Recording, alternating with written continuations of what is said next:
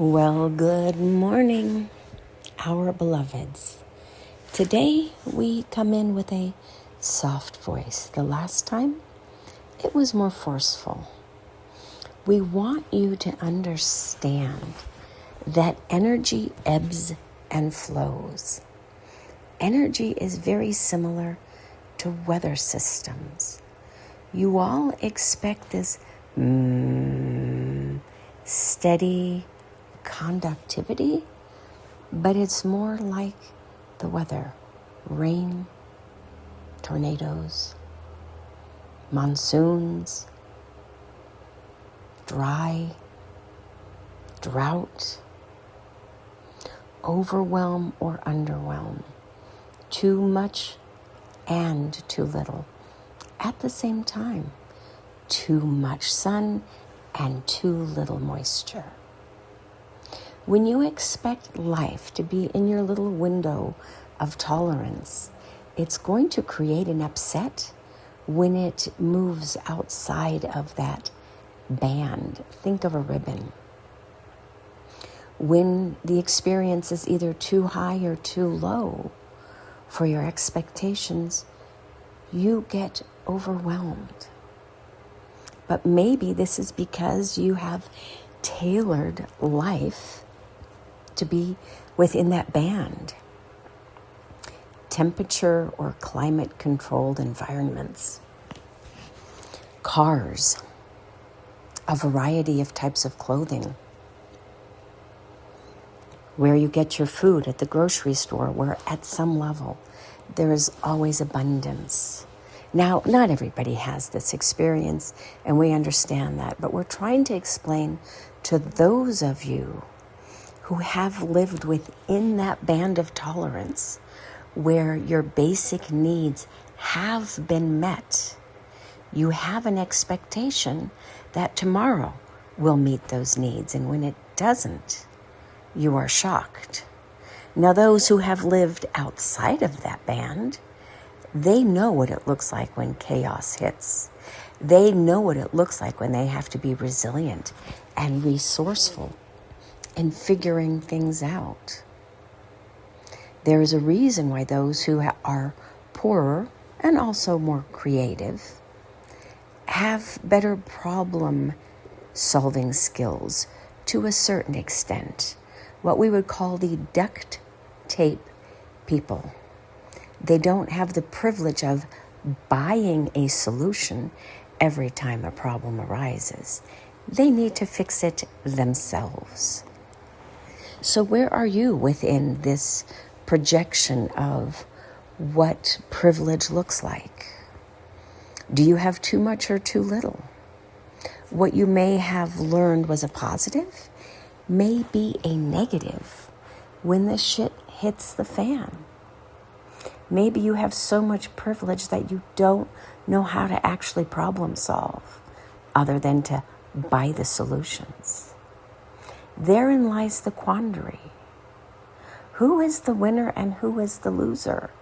If people have had food insecurity, they have a lot of issues that arise with that. But they also have a skill set that those of you who have had monetary abundance don't have. Those positives that you have had may be negatives in a war-torn, battlefield, fighting for resources country. Now, we are not trying to awfulize here. We're not trying to instill fear.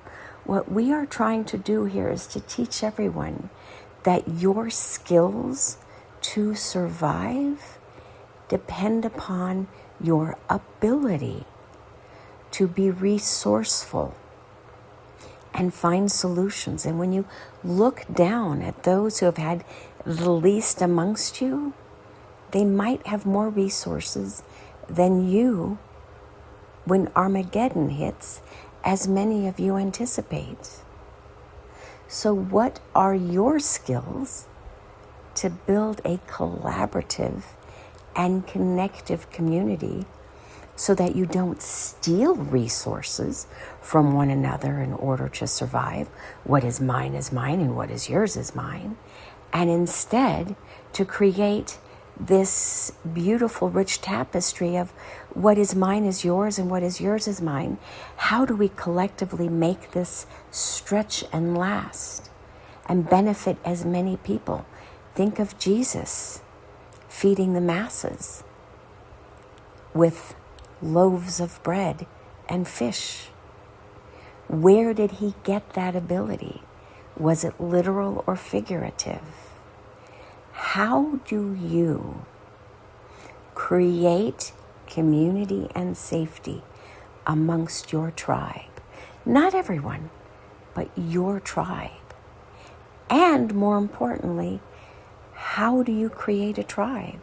How do you create a flock, a herd?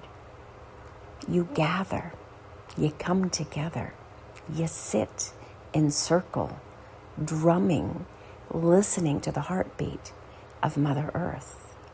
It is time to slow down your monetary system and to increase your heart frequency, your heart connection, your intention to build something better, where two or more are gathered together in my name, means a lot of things. But you have forgotten that because you apply it only within the context of church. But this is a universal message, a universal strength. When you come together to lean into one another, to create community, you increase the loving heartbeat of Mother Earth through connectivity, not monetary benefit. It is not about putting out the coffers to collect donations. It is literally about building community and building sustainability. This is where the churches have lost their way, because it is about taking or extracting money from you as well as resources, and then they decide where it is applied. Within community, everybody shares in the burdens and the benefits. And this is where resourcefulness and resiliency comes in, through this loving connectivity where you recognize you benefit when they benefit, and they benefit when you benefit. So let's go out and build it, just one person at a time. Invite one new person into your life. You seek out one person where it finds itself.